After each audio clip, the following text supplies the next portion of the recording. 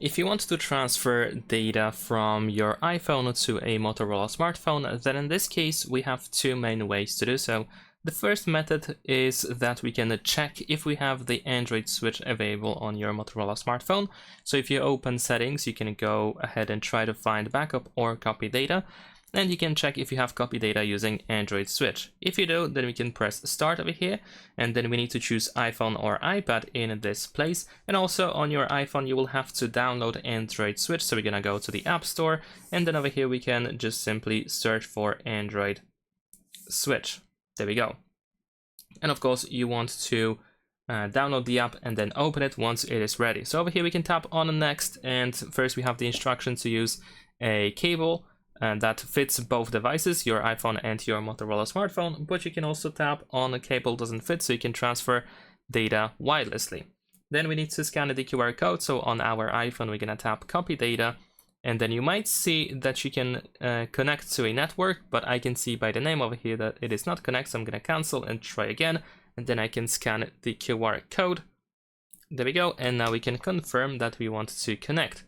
And there we go. Now we need to wait for the connection to be established. And after that you can choose whatever you want to copy. So you can copy contacts, calendar events, photos and videos. And then once you are ready, just tap on continue.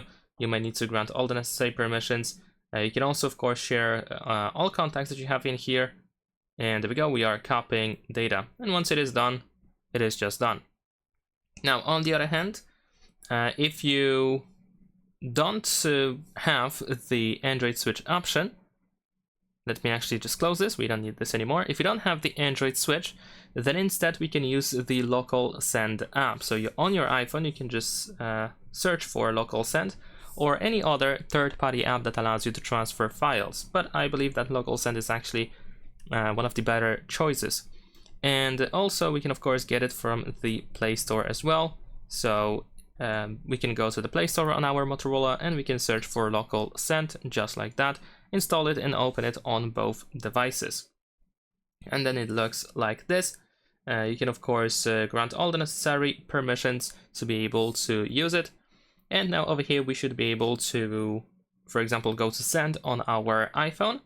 And over here we can choose whatever we want to transfer. So we have a bunch of different things that we can transfer, like media, text, files and folders. Unfortunately we cannot transfer apps, so let's say I'm gonna choose media. In this case we can allow full access over here if you want to, and then choose whatever you want to transfer. So let's say I'm gonna choose a couple of photos in here and let's confirm.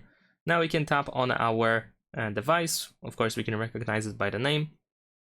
There we go, and we can confirm that we want to transfer, and that's pretty much it.